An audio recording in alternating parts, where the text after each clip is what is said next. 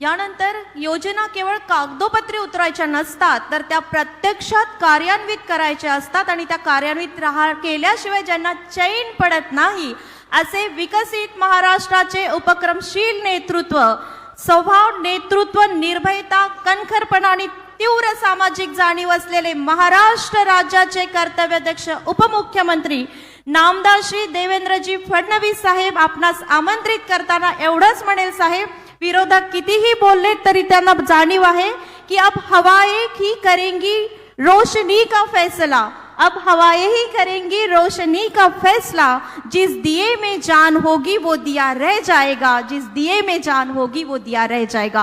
त्यांच्या जोरदार गजरात आमंत्रित करूया कर्तव्याध्यक्ष उपमुख्यमंत्री नामदार श्री देवेंद्रजी फडणवीस साहेब। सृजनशील नेतृत्व, दमदार कर्तृत्व आणि शानदार वक्तृत्वाचे धनी नामदार श्री देवेंद्रजी फडणवीस साहेब। भारत माता की, भारत माता की, छत्रपती शिवाजी महाराज की, धर्मवीर छत्रपती संभाजी महाराज की, जय श्री राम, जय श्री राम। हिंदवी स्वराज्याचे सरसंस्थापक छत्रपती शिवरायांना मानाचा मुजरा करतो। भारतीय राज्यघटनेचे शिल्पकार भारतरत्न डॉक्टर बाबासाहेब आंबेडकर यांना मानवंदना अर्पित करतो।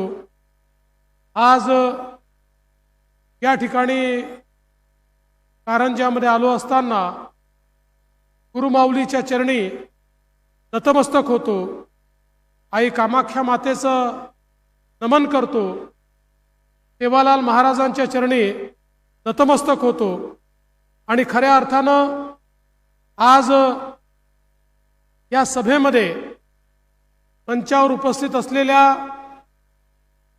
माजी खासदार आणि रिसोड मतदारसंघाच्या आपल्या महायुतीच्या अधिकृत उमेदवार भावनाताई गवळी, महंत जितेंद्र महाराज, डॉक्टर रणजित पाटील, माजी आमदार विजयराव जाधव, लखनजी मलिक, नरेंद्रजी कोलेछा, महंत अभि महाराज, त्याचप्रमाणे आपल्या कारंजा मतदारसंघाच्या लोकप्रिय उमेदवार सईताई दहाके, आपले वाशिम मंगरुळपीरचे लोकप्रिय उमेदवार श्यामभाऊ खोडे, मंचावर उपस्थित तेजराव वानखेडे, पुरुषोत्तम चितलांगे, महेश चव्हाण, अशोक हेडा, दत्तराजजी डहाके, कैलासजी थोरात, राजूभाऊ काळे, छोटू बापू देशमुख, विजय खानजोडे, गोपाल पाटील राऊत, विजयजी काळे, निरंजनजी करडे, डॉक्टर नवल हेडा, रवी भांदरगे, सुरेश गावंडे, वसंतराव लळे, प्रतापजी करोसिया, दिनेशजी राठोड, रश्मिताई जाधव, प्रकाशजी लिंगारे, विश्वनाथजी भातोड, अमोलजी ठाकरे, देवेंद्रजी थातोड, नितीनजी गडवले, अविनाशजी लोढे, मोहनजी बळी, मंचावर उपस्थित असलेले आपले सर्व मान्यवर आणि या ठिकाणी उपस्थित माझ्या तमाम लाडक्या बहिणींनो आणि तितक्याच लाडक्या भावांनो, खरं म्हणजे आज या ठिकाणी आल्यानंतर आमच्या दोन मित्रांची आठवण मला निश्चितपणे होते। एक आमचे सहकारी असलेले प्रकाशभाऊ डहाके आणि दुसरे राजेंद्र पाटणीजी। या दोघांचीही निश्चितपणे इथे आल्यानंतर मला आठवण होते। खरं तर राजेंद्र पाटणी हे माझ्या अतिशय जवळ होते। त्यांच्या माध्यमातून या मतदारसंघामध्ये खूप मोठ्या प्रमाणात मी निधी दिला आणि वेगवेगळ्या प्रकारची विकास कामं देखील या ठिकाणी केली।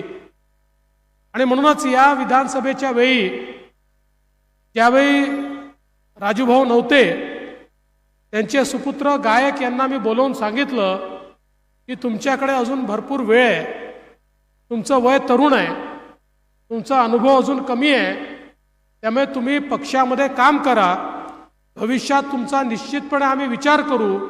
यावेळी सईताई डहाकेंना आपल्याला या ठिकाणी तिकीट द्यायचं आहे, त्यांच्या पाठीशी तुम्ही उभे राहा. पण दुर्दैवाने त्यांनी दुसरा रस्ता निवडला आणि तो रस्ता असा आहे, त्या रस्त्याने गेल्यानंतर माणसाचं कधीच भलं होत नाही असा रस्ता त्यांनी तो रस्ता त्यांना लखलाभ. पण या निमित्ताने राजू पाटील राजे जे म्हणाले ते सत्य आहे. या मतदारसंघात झालेली सगळी कामं ही महायुतीच्या सरकारने केलेली कामं आहेत. या कामाचं श्रेय जर कोणाला द्यायचं असेल तर ते भारतीय जनता पार्टी, शिवसेना, राष्ट्रवादी महायुतीच्या सरकारलाच आपल्याला द्यावं लागेल. अगदी राजभाऊ नसल्यानंतरही या मतदारसंघामध्ये आम्ही मोठ्या प्रमाणात निधी दिला आणि त्यातनं अनेक विकास कामं या ठिकाणी झालेली आपण सगळ्यांनी बघितली आहे. खरं म्हणजे वाशिम जिल्हा हा सातत्याने दुर्लक्षित असलेला जिल्हा होता. या जिल्ह्यामध्ये ज्या प्रकारे विकास व्हायला पाहिजे तो विकास याकरता होत नव्हता की एक प्रकारचं या जिल्ह्याची भौगोलिक परिस्थिती अशी होती की नजरेपासनं दूर होता आणि म्हणून ज्या प्रमाणात विकास व्हायला पाहिजे त्या प्रमाणात होत नव्हता. पण 2014 साली आपलं सरकार आल्यानंतर वाशिम जिल्ह्याला आपण विकासाच्या केंद्रस्थानी आणलं आणि आज आपण पाहू शकतो समृद्धी महामार्गामुळे वाशिम जिल्ह्याची कनेक्टिव्हिटी अशी झाली की इकडे मुंबई आहे, इकडे नागपूर आहे आणि एक मध्यवर्ती अशा प्रकारचा जिल्हा झाला. आणि पुढच्या काळामुळे या समृद्धी महामार्गामुळे एक मोठी औद्योगिक प्रगती या वाशिम जिल्ह्यामध्ये होताना आपल्याला दिसेल. अनेक राष्ट्रीय महामार्गाने या जिल्ह्याला जोडण्याचं काम आपण केलं. आदिलाबाद, माहूर, वाशिम रेल्वे करता आपण त्या ठिकाणी पैसा दिला. रस्ते आणि पुलांसाठी 900 कोटी रुपये दिले. खामगाव जालना रेल्वे प्रकल्पाला आपण त्या ठिकाणी मोठ्या प्रमाणात मान्यता दिली आणि शकुंतला एक्सप्रेसला देखील जवळपास 2100 कोटी रुपयाचा निधी देऊन या भागामध्ये एक प्रकारचं रेल्वेचं जाळं तयार करण्याचं काम आपण केलं. एवढंच नाही तर समृद्धी महामार्गावर काबरा आणि सावरगाव माळ या ठिकाणी 2 औद्योगिक विकास केंद्र आपण तयार करतो की ज्याच्या माध्यमातून या जिल्ह्यातल्या तरुणाईच्या हाताला त्या ठिकाणी काम मिळेल. कारंजा मानोरा आणि कारंजा वाशिम या रस्त्याचं काम आपण त्या ठिकाणी केलं. आज आपण पाहू शकतो या भागामध्ये मोठ्या प्रमाणात रस्त्यांची कामं झालेली आहेत. एक कनेक्टिव्हिटी तयार झालेली आहे आणि त्यातनं मोठ्या प्रमाणात आज या भागामध्ये आमच्या तरुणाईच्या हाताला काम मिळण्याकरता वेगवेगळ्या प्रकारचे उद्योग देखील येत्या काळामध्ये येताना आपल्याला पाहायला मिळतील. एवढंच नाही तर बंजारा समाजाची काशी असलेलं पोहरादेवी, या पोहरादेवीकडे 60-70 वर्षात कुठल्याही सरकारने कधीच लक्ष घातलं नव्हतं. 2014 साली आपलं सरकार आल्यानंतर पहिल्यांदा मी 100 कोटी रुपये त्या ठिकाणी विकासाकरता दिले. तिथलं काम सुरू केलं आणि आता पुन्हा एकदा शिंदेजीच्या नेतृत्वात आपल्या महायुतीच्या सरकारने त्या ठिकाणी 600 कोटी रुपये विकासाकरता दिले. आणि मला या गोष्टीचा अभिमान आहे. आमच्या बंजारा समाजाच्या इतिहासामध्ये इतके वर्षामध्ये आमच्या पोहरागडावर भवानी मातेचं दर्शन घेण्याकरता कुठलेच प्रधानमंत्री आले नव्हते. माननीय नरेंद्र मोदीजी देशाचे पहिले प्रधानमंत्री आहेत की जे पोहरागडावर त्या ठिकाणी आले आणि सेवालाल महाराजांची देखील त्या ठिकाणी त्यांनी दर्शन घेतलं.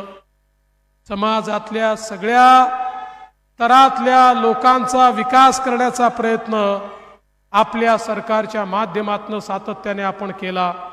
आज आपण पाहू शकतो शेतकऱ्याच्या पाठीशी आपलं सरकार पूर्ण शक्तीने उभं राहिलं. 1 रुपयामध्ये पीक विमा आपण दिला. शेतकऱ्यांनी 1 रुपया भरला. 8,000 कोटी रुपयाचा पीक विमा आपण शेतकऱ्यांना त्या ठिकाणी मिळवून दिला.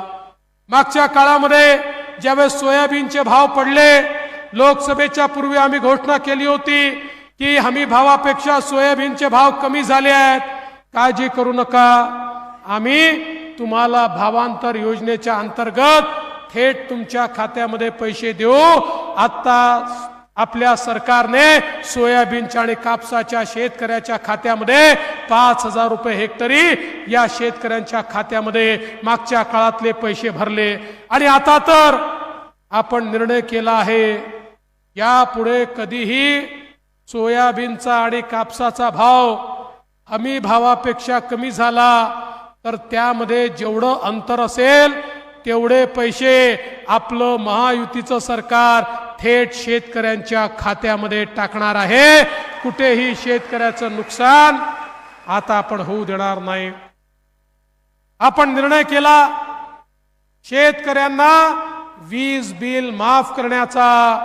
आज आमच्या शेतकऱ्यांना बिल तर आलं, पण ते बिल कसं आहे, 000चं बिल आहे. आणि पुढचे 5 वर्ष आमच्या शेतकऱ्याला शेती पंपाचं बिल हे माफ करायचा निर्णय आपण घेतलेला आहे.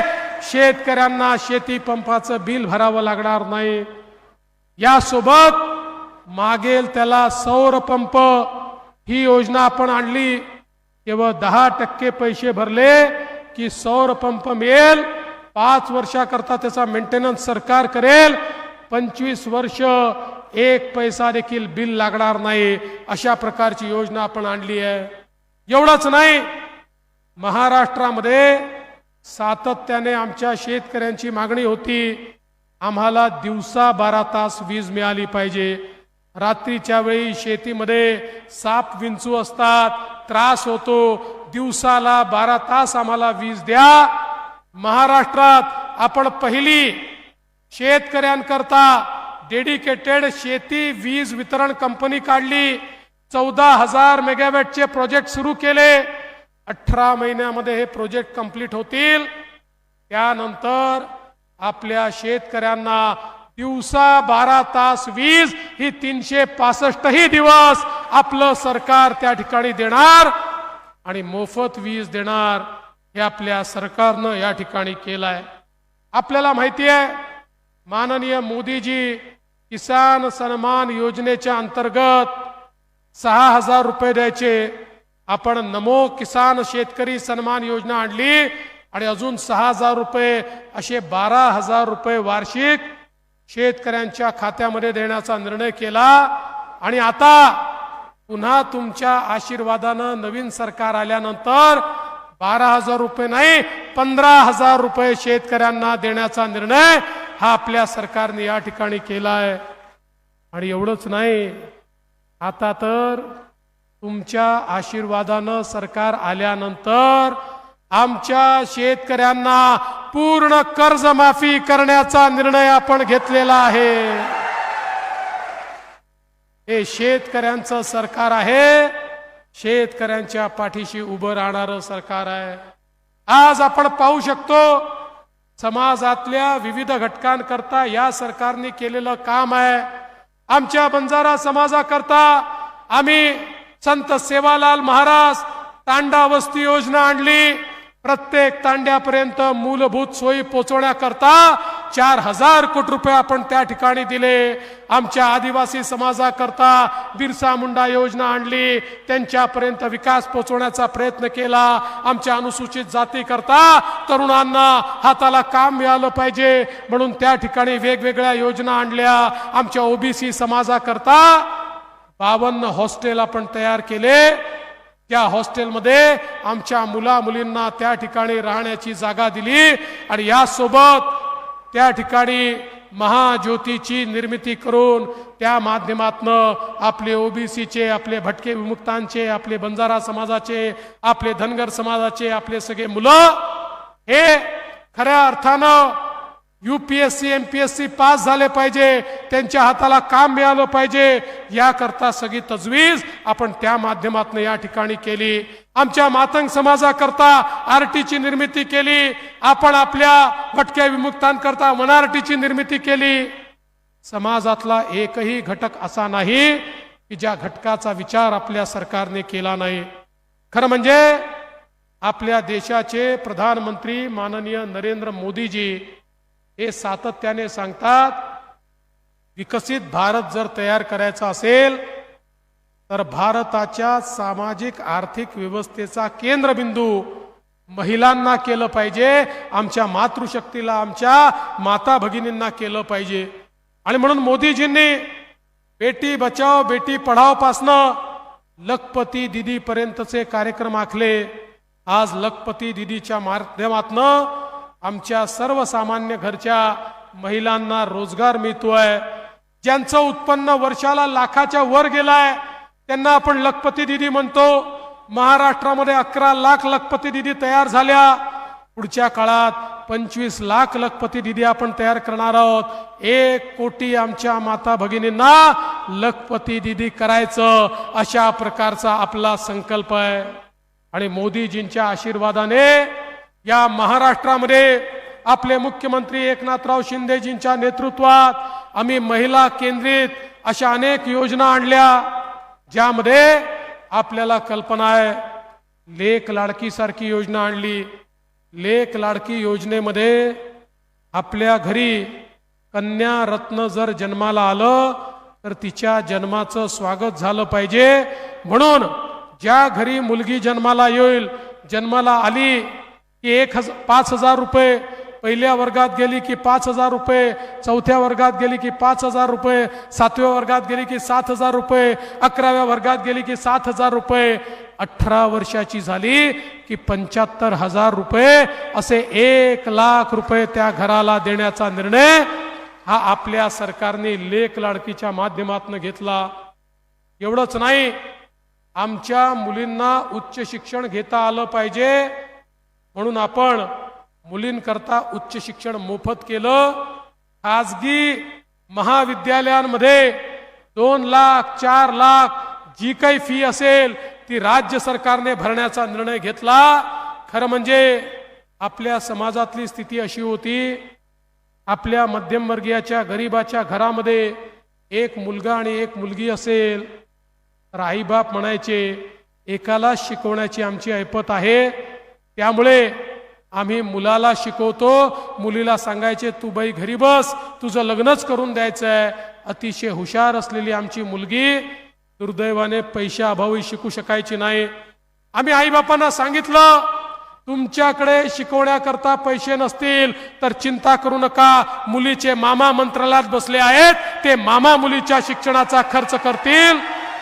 आणि आज हजारो कोटी रुपये आपल्या मुलींना डॉक्टर इंजिनियर बनवण्याकरता आपल्या सरकारच्या माध्यमातून या ठिकाणी खर्च आपण करतोय आणि त्या माध्यमातून मुलींच्या शिक्षणाचं दार आपण उघडं केलंय. एवढंच नाही तर या ठिकाणी आपल्याला कल्पना आहे, आपल्या सरकारने महिलांना ST मध्ये 50% कन्सेशन दिलं. महिलांनी प्रवास केला तर अर्धच तिकीट लागतं, अशा प्रकारची व्यवस्था आपण केली. ज्यावेळी ही व्यवस्था आम्ही केली, STचे लोक आमच्याकडे आले, म्हणाले साहेब योजना करू नका. का बरं करू नका म्हटलं? म्हणाले आमची ST तोट्यामध्ये आहे, ही योजना केली तर आमची ST बंद होईल. आम्ही सांगितलं काळजी करू नका, STला जर काही कमी पडलं तर आम्ही देऊ. 1 महिन्यापूर्वी तेच लोक आमच्याकडे आले, आम्हाला म्हणाले साहेब काही झालं तरी ही योजना बंद करू नका. अरे म्हटलं तुम्ही मागे म्हणाले बंद करा, आता म्हणता करू नका. अरे म्हणाले ही योजना सुरू झाल्यानंतर इतक्या मोठ्या प्रमाणात महिलांनी STत प्रवास करणं चालू केलं की तोट्यात असलेली आमची ST ही फायद्यामध्ये आली. मग मी जरा माहिती काढली, माझ्या लक्षात आलं आमच्या लाडक्या बहिणी अलीकडच्या काळामध्ये भाऊजींना सांगतात तुम्ही घरी बसा, तालुक्याला जिल्ह्याला मीच जाते, तुम्ही गेले तर तिथे जाऊन एक तर तिकिटाचा खर्च दुप्पट होतो, पान तंबाखू मावा खर्रा काय काय खाता आणि घरचे पैसे खराब करता, त्याऐवजी मी जाते अर्ध्या पैशामध्ये पैशाची बचत करून येते। त्यामुळे आमच्या लाडक्या बहिणीच आता निघालेल्या आहेत, राज्य सरकारला दुवा देत आहेत। आपल्या सरकारने आमच्या बहिणींकरता या ठिकाणी लाडकी बहीण योजना ही सुरू केली। लाडकी बहीण योजनेच्या अंतर्गत सगळ्या आमच्या लाडक्या बहिणींच्या खात्यामध्ये आपण या ठिकाणी 1500 रुपये महिना टाकणं सुरू केलं। योजना अनाउन्स केली तर काँग्रेसचे, शरद पवार गटाचे, नाना पटोलेंचे, काँग्रेसचे लोक आणि शिवसेनेचे उद्धवजींचे लोक, त्यांचे सगळे आमदार आमच्यावर टीका करत होते। योजना फसवी आहे, योजना सुरू छोडणार नाही, पैसे जाणारच नाही, पैसे मिळणारच नाही। त्यांच्या नाकावर टिचून 2.5 कोटी लाडक्या बहिणींच्या खात्यामध्ये नोव्हेंबर पर्यंतचे सगळे पैसे हे आपण जमा करून टाकले। पण लाडक्या बहिणींनो, जसे आम्ही तुमचे सख्खे भाऊ आहोत, काही सावत्र भाऊ देखील आहेत। एक काँग्रेसचे, शरद पवार गटाचे, आपल्या उबाठा सेनेचे लोक, हे लोक ही योजना बंद कशी होईल असा प्रयत्न करतायत। हे सावत्र भाऊ त्या ठिकाणी हायकोर्टमध्ये गेले। काँग्रेसचे नाना पटोले आणि सुनील केदारांचे अधिकृत निवडणूक प्रमुख त्या ठिकाणी अनिल वडपल्लीवार हायकोर्टामध्ये गेले आणि म्हणाले लाडकी बहीण योजना म्हणजे पैशाचा चुराडा आहे, ही योजना बंद करून टाका। पण बहिणींनो, काळजी करू नका, तुमचे भाऊ त्या ठिकाणी होते, आम्ही कोर्टात लढलो आणि कोर्टाने सांगितलं लाडकी बहीण योजना बंद होणार नाही। कोर्टाने देखील त्याला स्थगिती द्यायला नकार दिला। आता तर पुन्हा तुमचा आशीर्वाद मिळाल्यानंतर लाडकी बहीण योजनेचे 1500 रुपये नाही, 2100 रुपये बहिणींच्या खात्यामध्ये जाणार आहेत। आज आपल्या ज्येष्ठ नागरिकांकरता तीर्थदर्शनची योजना आपण सुरू केली। समाजातले जे वेगवेगळे घटक आहेत, अंगणवाडी सेविका असेल, त्या ठिकाणी आमची आशाताई असेल, आमचे ग्रामसेवक असतील, आमचे पोलीस पाटील असतील, आमचे कोतवाल असतील, समाजातला एकही घटक आपण असा ठेवला नाही की ज्या घटकांच्या मानधनामध्ये आपण वाढ केली नाही। आणि भविष्यात तुमचा आशीर्वाद राहिला तर याही पेक्षा जास्त वाढ ही आपलं सरकार या निमित्ताने करणार आहे। आणि म्हणून मी तुम्हाला विनंती करण्याकरता आलो आहे। या वाशिम जिल्ह्यामध्ये आमच्या 2 लाडक्या बहिणी उभ्या आहेत। रिसोडमध्ये आमची लाडकी बहीण भावनाताई गवळी उभी आहे आणि त्यासोबत कारंजामध्ये आमची लाडकी बहीण सईताई डहाके उभी आहे। या दोन्ही लाडक्या बहिणींना तर निवडून द्याच, पण त्यासोबत वाशिम मध्ये आपले लढवय्ये श्याम खोडेजी उभे आहेत, त्यांनाही या ठिकाणी निवडून द्या। 2 ठिकाणी कमळ आहे, एका ठिकाणी धनुष्यबाण आहे। महायुतीच्या पाठीशी भक्कमपणे उभे राहा, कारण लक्षात ठेवा जेवढ्या योजना सुरू आहेत त्या योजना सुरू ठेवण्याकरता महायुतीचे उमेदवारच त्या ठिकाणी निवडून आले तर त्या योजनांच्या बाजूनी हात वर करतील। इतर कोणी आलं तर त्यांनी अनाउन्सच केलाय। आपल्याला माहिती आहे, परवा या महाविकास आघाडीची सभा होती, त्या सभेमध्ये उद्धव ठाकरेजींनी घोषणा केली, आमचं सरकार येऊ द्या, महायुती सरकारचे सगळे निर्णय रद्द करू। पण मी त्यांना सांगू इच्छितो, उद्धवजी तुमचं सरकार येणारच नाही, माझ्या लाडक्या बहिणी आणू देणारच नाही। अरे माझ्या लाडक्या बहिणी आम्हाला मतदान तर करतीलच, पण घरी जर भाऊजी इकडे तिकडे गेले तर त्यांचेही जेवण बंद करतील। त्याच्यामुळे या ठिकाणी आता महायुतीशिवाय पर्याय नाहीये, महायुतीच्या पाठीशी सर्वांना उभं राहायचं आहे। मी या निमित्ताने एवढंच सांगतो, या कारंजामध्ये आपल्या सर्वांना सईताईंसारखा एक उमेदवार मिळालेला आहे। अतिशय लोकाभिमुख काम करणारे प्रकाश भाऊ डहाके यांचं कार्य सईताई पुढे घेऊन चाललेले आहेत। इथे आता तुतारीचाही आवाज बंद झालेला आहे आणि पतंगही कटलेली आहे. पतंगही कटलेली आहे. त्याच्यामुळे चिंता करू नका. आता या ठिकाणी खऱ्या अर्थानं सईताईंच्या पाठीशी उभं राहून आपलं कमळ फुलवा एवढीच विनंती करतो आणि माझं बोलणं संपवतो. धन्यवाद. जय हिंद. जय श्रीराम. जय जय श्रीराम.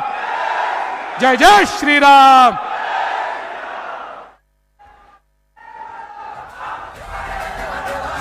देवा देवा देवा देवा भाऊ, देवा देवा देवा देवा भाऊ.